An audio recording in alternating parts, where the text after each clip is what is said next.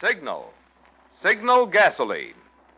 Yes, Signal gasoline is the new gasoline you can prove is superior.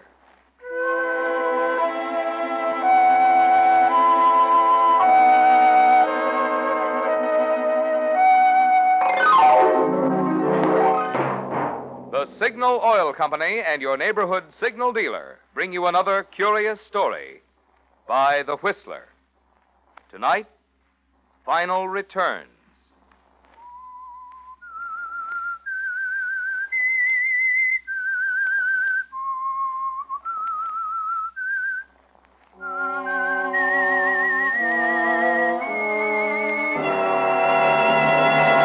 I am the Whistler, and I know many things, for I walk by night. I know many strange tales hidden in the hearts of men and women who have stepped into the shadows. Yes, I know the nameless terrors of which they dare not speak.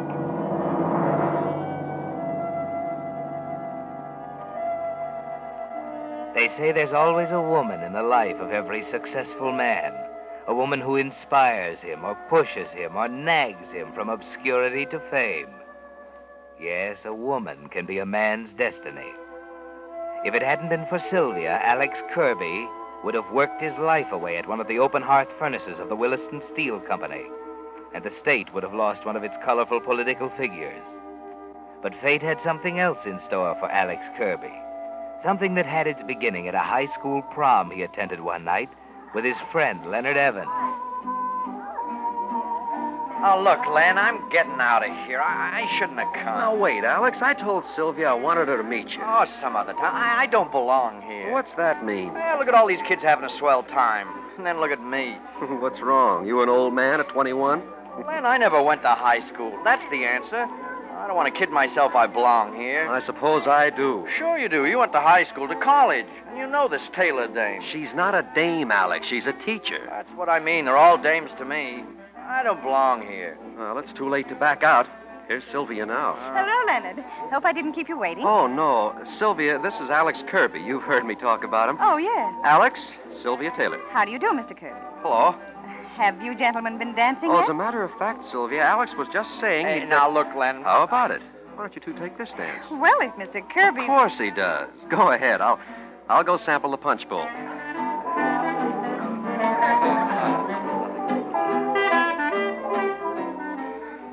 You dance very well, Mr. Kirby. Oh, do I? Poor Leonard's an atrocious dancer. Well, Len's a swell guy. Yes, his whole family is sweet. They've been wonderful to me. I board with them, you know. I've no family of my own. Yeah, he told me. You work in the open hearth, don't you, Mr. Kirby? Yeah, where muscle counts. Len works in the chemical lab. You haven't any family either, have you? How'd you know? Oh, Leonard talks about you. He thinks very highly of you. Yeah? Yes, he says you've earned your own living since you were 13. He thinks you have great potentiality. Yeah? And so do I. Yeah? For goodness sake, Mr. Kirby, the word is yes. What? Not yeah, yes. Oh. You're to make anything of yourself, you must learn to speak properly. Oh. Well, I'll be darned.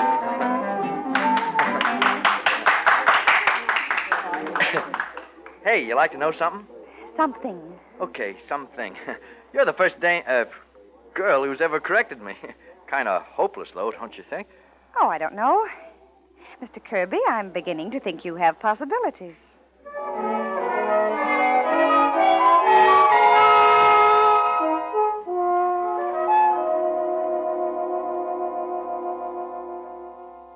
Alexander. Yeah? Yes? Have you told Leonard yet? No, not yet. Oh, you promised me you'd do it today. Well, I couldn't. Why not? Well, Len's such a nice guy that... Men are not nice guys and good guys and swell guys, Alexander. How many times must I tell you that? I know. Surely you can tell Leonard about our engagement. Why not? Oh, I know, but the way Len feels about you... I've never given him the slightest encouragement. Are you sure you want to marry me, Sylvia? I knew it the moment I met you. You sound pretty sure of yourself. I'm sure of you, Alexander. Very sure of what the two of us can do together. We're going straight to the top. Oh, there you go with that heading for the top stuff again. You've got me all wrong, Sylvia. I'm nobody at all. You're handsome. That's a start. I mean, I don't have any background, no schooling. We'll make up for that together. You'll go to night school, and I'll tutor you. Gosh, I'd sooner have a good time than go to school. Rather, dear. Not sooner. Oh. You'd rather have a good time. Oh, okay, rather. But the point I'm trying to make It isn't a valid point, Alexander. Mine are. You're handsome, you're well-liked, you have native intelligence, and you have the qualities of leadership. Everyone who meets you knows it. And we're going to capitalize on those gifts. Are you inferring again? The word is imply, not infer. But I'm doing more than imply. I'm telling you flatly. We're going into politics. But I don't know anything about politics. You will. You're going right up to the top. Where's that? The governor's mansion. You know, Sylvia, this is the first time I've ever heard you crack a joke. I'm not joking. Well, I'll be darned. Say, you mean it, don't you? Of course I mean it. We're going to do things in this world, Alexander. Someday we'll leave this scrubby little steel town, but it can give us something now. It's small and cheap and shoddy, but it's a start. Oh, don't you see, Alexander? You can have anything you want, if you want it badly enough. The only thing that can stop you is death.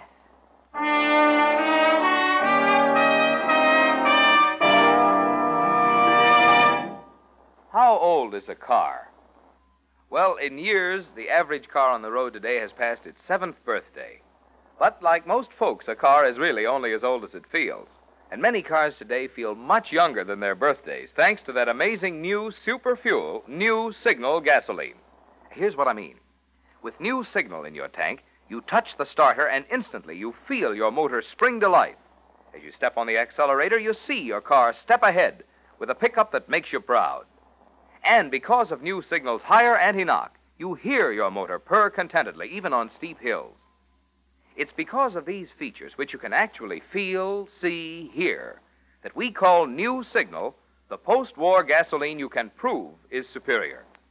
But while you're enjoying this improved performance, you'll be interested to know that you're also enjoying an extra bonus in extra miles.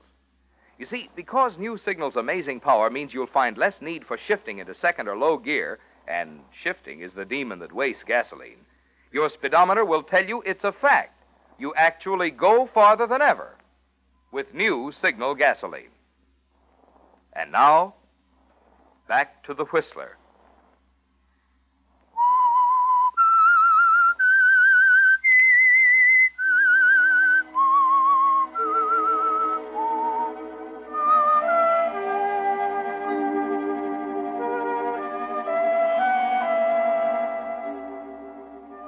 Yes, Alex, Sylvia was very much your destiny from the first time she met you and corrected you. She was never a pretty girl, was she? In fact, when you married her, all the lively little Polish girls you danced with and made love to wondered why you'd chosen a cold fish like Sylvia. They didn't know a man can't run away from his destiny, did they, Alex? At the time, nobody could guess that 6 years later you'd be the most important man in that grubby little steel town. Thanks to Sylvia. Yes, thanks to the books she made you study, the ambition she instilled in you, her untiring correction of your mistakes in grammar and speech and the social niceties. You were able to run for mayor and win the election. And on election night, after everyone had finally gone home, everyone but Leonard Evans. Will somebody pinch me now? I still can't believe it. I never had any doubts about the outcome, did you, Leonard? No. You can never be sure about an election, Sylvia. I'll admit I wasn't worried about the mill guys, the labor vote, but when the other side of town poured in for me, too, why, my gosh, it was a landslide. Sylvia told you it would be, Alex. Well, I know, but anything can happen in politics. Now, like I told that reporter. As you told that reporter. Oh, now, Sylvia, can't I relax when nobody's around? School isn't out yet, I see. Well, I guess I'd better run along. I have some packing to do. Packing? What do you mean, Len? I'm leaving town tomorrow, Alex. Oh, you're kidding. No, I'm not. Ask Sylvia. Leonard told me 2 weeks ago, dear. But you didn't tell me. You let me think. I thought it could wait until the election was over. I didn't want to worry you. Oh, I'm a child. Is that it? So I'm a kid who has to be shielded from everything. Now you're being absurd. Okay, Sylvia. Okay, skip it. Well, where are you going, Len? The West Coast. I'll be up to my neck in chemical engineering. You sure you won't change your mind? Oh, sorry, Alex. I can't. I've got to get away. Well, I hope you'll make a hit at whatever it is. Thanks, Alex. I know you'll be successful. You'll always be. As long as Sylvia's beside you.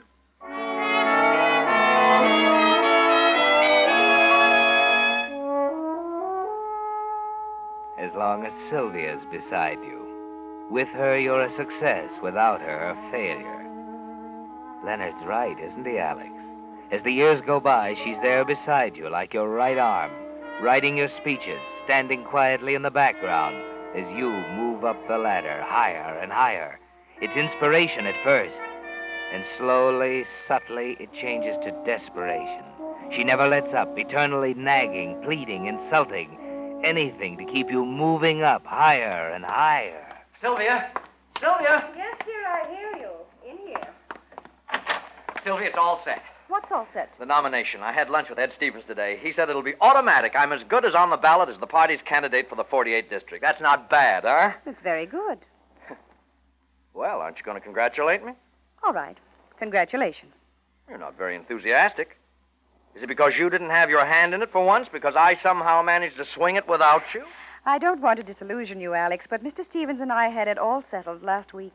What? Yes. Furthermore, the one reason they selected you, according to Mr. Stevens, is the fact that you had nothing to do with the Preston machine, and I think you'll agree that was my decision. Am I right? Yes, Sylvia. As usual.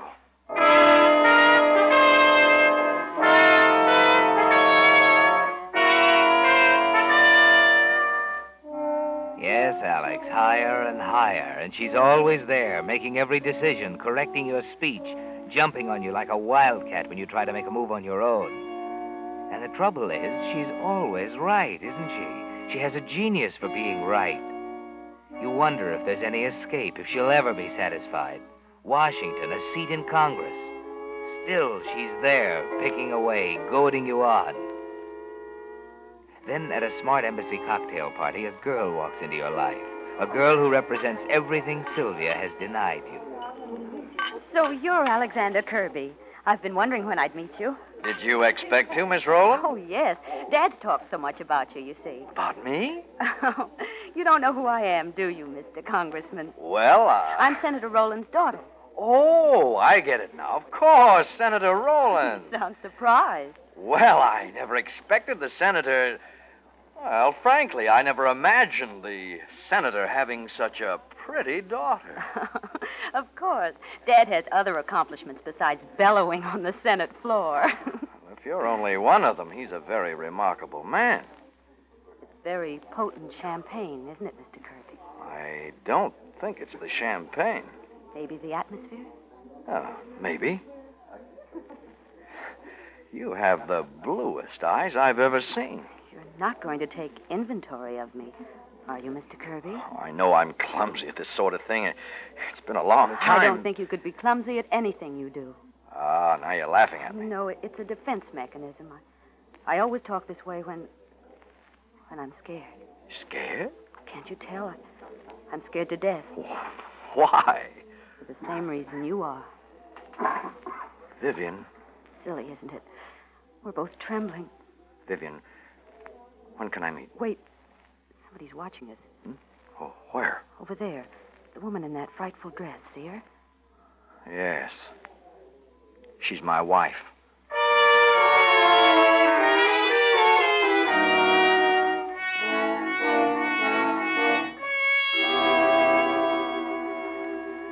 But listen, you've got to listen to me, Sylvia. I don't think you know what you're saying. I knew it'd be a shock to you, but there just isn't any other way. I've got to have a divorce. Why? Because I don't love you. Oh. Furthermore, I never did, and I don't think you've ever loved me. Is that good enough reason? If it's true, it is. Of course, there are other considerations, too. Yes, I know there are, Sylvia. They just don't seem so important to me now. They're important to me. Who is she? Vivian Rowland. The one you were dancing with the other night? That's right. She's quite pretty. What are you leading up to, Sylvia? I'm just approving of your taste in women, dear. She's a lovely girl. Glad we agree on that. It's a shame you'll never be able to marry her. Sylvia, I don't understand you. I swear I don't. I thought you had pride. I have more pride than you will ever have, Alexander. And I don't think I flatter myself by claiming a little more intelligence. What do you think I am, Alexander? Why do you think I spent the best 15 years of my life making a somebody out of a nobody? Why, when I first knew you, you didn't know the difference between a champagne glass and a shaving mug. Why do you think I gave up everything I had? Oh, wait a minute, Sylvia. I do know. I know exactly why you did it. You picked me out like you'd pick out a promising colt at a horse auction. That's all I was, a hunk of clay you thought you could make a career out of. And I've got to hand it to you. You did it. You rang the bell. You put your dough on a winner. That's me, a front runner, unbeatable at 1 mile and an eighth. Alex. Oh, it's true, isn't it? Oh, you're clever, Sylvia. You're smart. You're as cold and accurate as a piece of machine steel. But you made one bad mistake, my dear. You forgot I'm alive. I think, I feel, I got a heart. Oh, I beg your pardon. I have a heart. That's why Vivian Rowland is more important to me than anything else. And that's why I'm going to marry her. You mean you're going to commit bigamy? I've already told you divorce is out of the question. You've got to be reasonable, Sylvia. I think I'm being fair. I've devoted my life to you. I think I'm entitled to something now that we've arrived. You might as well put divorce out of your mind, Alexander. I'd die before I'd give you up. Is that clear? Yes, I suppose it is.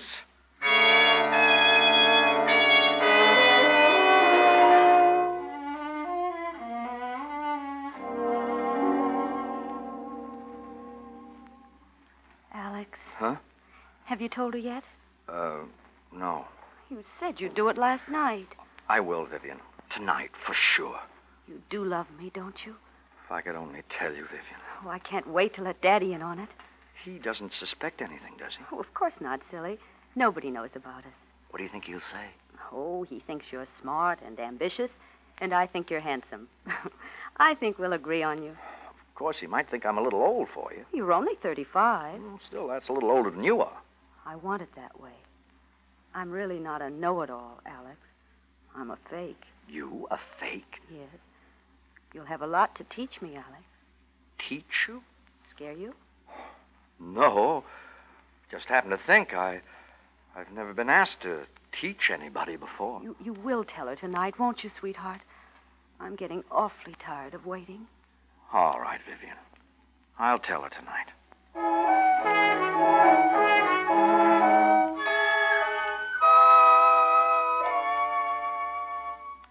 Well, Alex, what are you going to do? It looks as if the next move is up to you.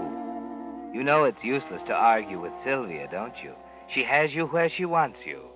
In the center of the ring, like a trained seal balancing a ball on your nose while she stands over you with a whip. There isn't room for anything else in your mind, is there, Alex? Not even the biggest election in your career. Hello, Jerry. Jerry, this is Alex. Look, tell him I can't speak tonight. Well, I'm sorry. Tell him I don't feel well. Tell him anything. I just can't make it, that's all. Okay, so it loses me 1 million votes. What if I don't care? All right, I'll lose the governorship, too. I'm not talking tonight, and that's final.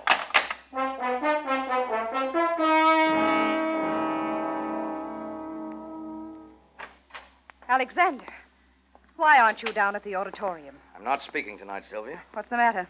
Just wasn't up to it. You know what it means? Yes, I know what it means. How long are you going to keep up this silly brooding? Sylvia, won't you listen to reason? You're not happy the way things are you? I don't suppose I am. Well, why won't you... I'm sorry, Alexander. Believe me, I'm sorry. It's a horrible situation. There's no way out for you, and there's no way out for me. You see, I'm just as determined to go to the top with you as you are to get rid of me. Listen, Sylvia... Look at my side, Alexander. Does it seem fair to you to toss me aside after I served your purpose? You're a sort of a work of art, dear. You're something I made with my 2 hands and my brain. You're like a picture I spent a lifetime painting. When you're gone, there's nothing left for me, don't you see? There'd be no reason for me to go on living. All right, Sylvia.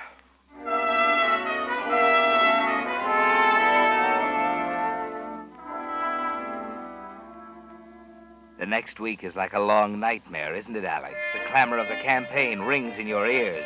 You find yourself making speeches, the speeches Sylvia wrote for you, by the way. Banners, posters, cheering crowds are all around you, but you hardly notice them. Slowly, insidiously, something is happening to you.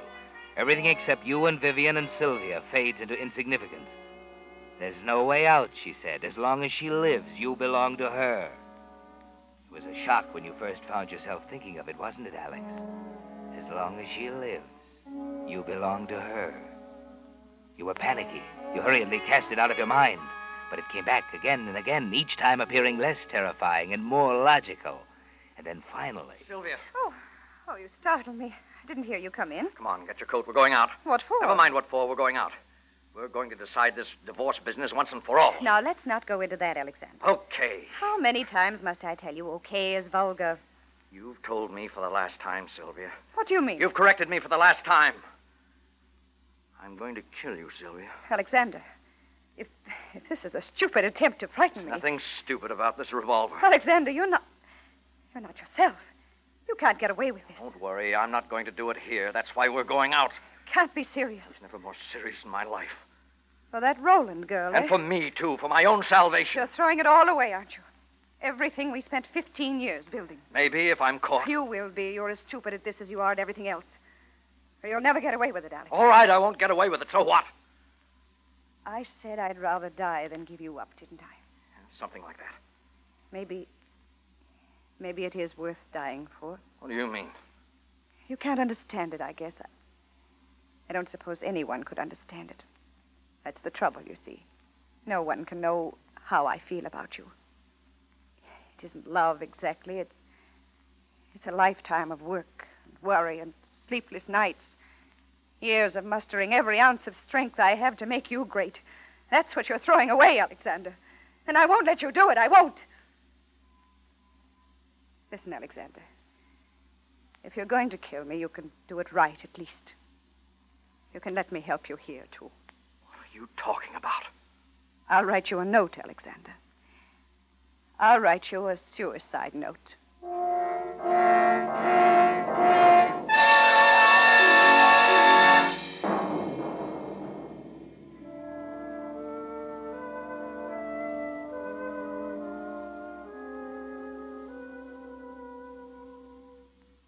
Oh, Alex, darling, I feel so sorry for you.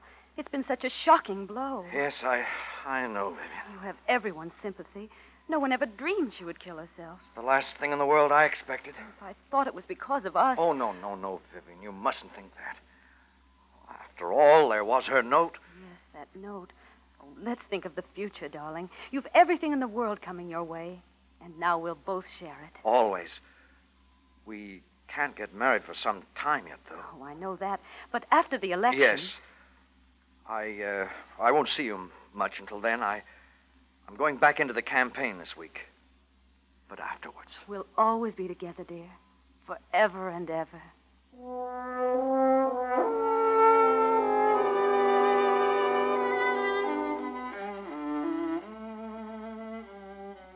Well, Alex, it's really simple, isn't it? No one suspects you. Everyone's most sympathetic, and Vivian loves you. You go back into the campaign in earnest. No time now for anything but politics. Your own politics this time, your own ambition. You forget all about Sylvia and the ugly, sordid past. Until one night, a few months after the murder. What in the world could that be? Hello, Alex. Well, Len. Well, for heaven's sake. I thought you were on the coast. I was. Well, sit down. Thanks. How'd you happen to come east? Business. Been a lot of water under the bridge since I saw you last, Alec. Yeah. Tough about Sylvia. I like to talk about it, Len. Funny thing. You never knew how I felt about Sylvia, did you, Alex? I loved her, you know. Always had until I introduced you to. Then it was all over. I'm sorry, Len. Yeah, so am I. I've been reading the newspapers. They gave the story quite a spread. Yeah, I know. Natural, of course, with you a political bigwig and all. Yeah. Well, what business brought you back here, Len? Sylvia. What did you think? What do you mean? It's very simple, Alex. I'm going to kill you.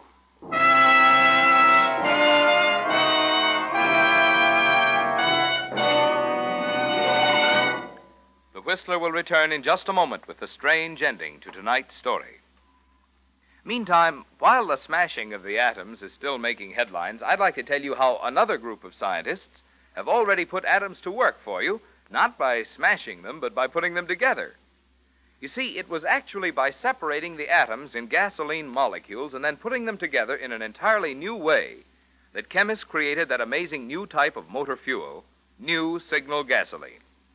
That's why new signal is not just pre-war quality gasoline, not just old-style gasoline improved, but an entirely new type of super fuel, packed with new power so immediately apparent you can feel it, see it, hear it.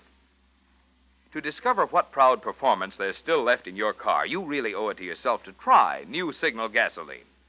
Stop this week at one of the friendly stations displaying Signal's familiar yellow and black circle sign, and let just one tankful of this great new super fuel prove in your own car why new Signal actually is the new post-war gasoline you can prove is superior. And now, back to the Whistler. Well,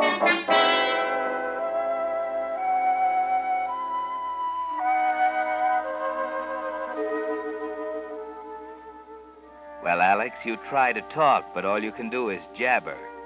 And it's no wonder with your old friend Leonard Evans calmly sitting on the Davenport toying with a .38 automatic. Oh, wait.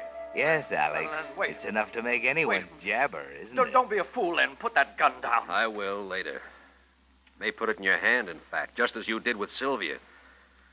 Why did you kill her, Alex? What? Why did you kill her? She killed herself. It was suicide. Everybody said so. The coroner, the police surgeon, the papers. You're not giving a statement to the papers now, Alex. You're talking to someone who knows you. Why did you kill her, Alex? Can't mean what you're saying. It doesn't make sense. You got tired of being pushed, didn't you? Thought you could get along without her. I don't know, Alex. Maybe I'm jealous. It couldn't have happened to me, you see, no matter how hard she pushed. We never could have reached the top of the ladder. And she wanted the top so badly. Well, that's beside the point, I guess. Why did you kill her, Alex? Why did you write that suicide note for her? I didn't write And you forced her to write it for you before you killed her. Oh, listen, Got Len. a copy of it right here. Took it out of the paper. Let's see. Here it is. I don't mean to infer you have been unkind to me. Does that sound like Sylvia, Alex? Oh, what's wrong with it? She never would have used infer, Alex. Imply is the right word, remember? She used to call you on it all the time. Let's get this over with.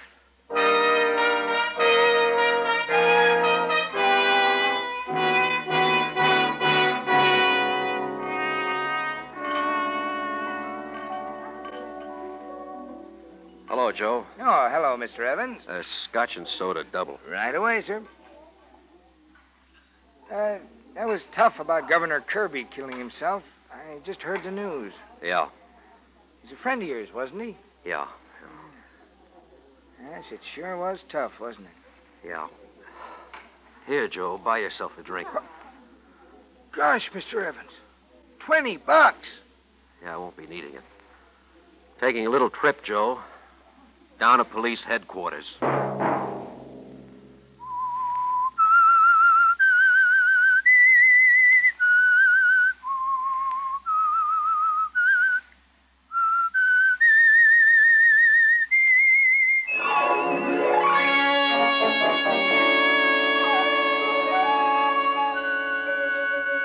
Next Monday at 9 o'clock, the Whistler will bring you another strange tale, the curious story, Call It Coincidence. The Whistler is broadcast for your entertainment by the marketers of Signal, gasoline, and motor oil, and fine quality automotive accessories, and by your neighborhood Signal dealer. This program, produced by George W. Allen, with tonight's story by Leslie Edgley, music by Wilbur Hatch, is transmitted to our troops overseas by the Armed Forces Radio Service. This is Marvin Miller speaking, and suggesting that you try New Signal, the new gasoline you can prove is superior.